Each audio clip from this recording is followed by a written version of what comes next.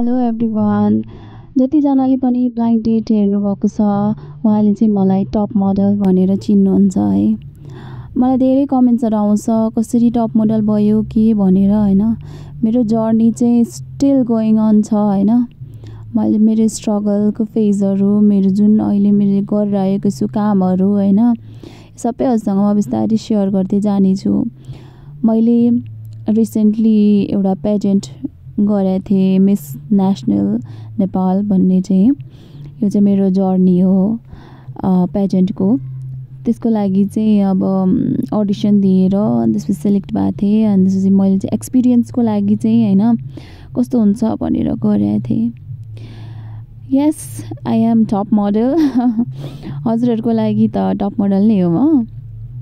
जे भए पनि अब हजुरहरूलाई पनि कसरी मोडलिङ फिल्डमा आउने हैन, के सोच्नु भएको छ, के त्यस्तो कन्फ्युजनहरू छ भने मसँग सोध्न सक्नुहुन्छ है।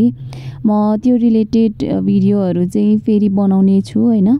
अर्को भिडियोमा म हजुरलाई सबै इन्फर्मेसनहरू दिनेछु। हजुरलाई लाइक वर्कहरू रिलेटेड के सोध्नु छ हैन, मोडलिङमा एन्ट्री कसरी गर्ने, कसरी कहाँबाट स्टार्ट गर्न सकिन्छ भन्ने कुरा चाहिँ म हजुरलाई सबै अर्को एउटा भिडियो बनाएर हजुरलाई म डिटेलमा भनिदिनेछु है। मोडलिङ करियर हजुरलाई एकदम हेर्दाखेरि चाहिँ के छ र, एउटा लुगा लाएर हिँड्ने त हो नि, के नै गर्नुपर्छ र भनेर सोच्नु भएको होला। But it's not that easy हैन। त्योभित्र कति मेहनत हुन्छ, कति कुराहरू हामीले सिक्नुपर्छ, हरेक कुरा एकदम पर्फेक्ट चाहिन्छ।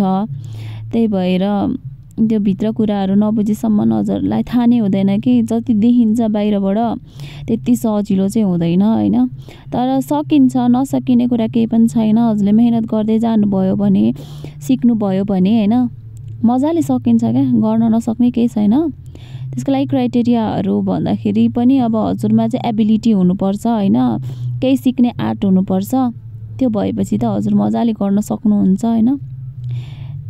मेरो आफ्नो करियरमा भन्नुपर्दाखेरि चाहिँ मैले चाहिँ सानैदेखि नै मोडलिङ एक्टिङ फिल्ड नै मैले सोचेको थिएँ कि म यही फिल्डमा केही गर्छु भनेर हैन।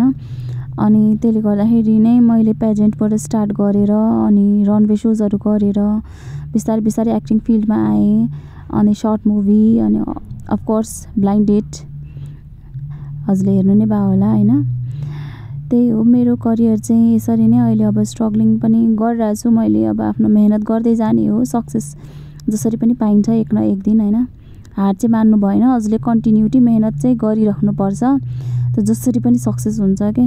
आफूलाई कहिले पनि तल नपार्नु हैन, कहिले पनि पार्नु भएन। कन्फिडेन्स हुनैपर्छ आफूमा।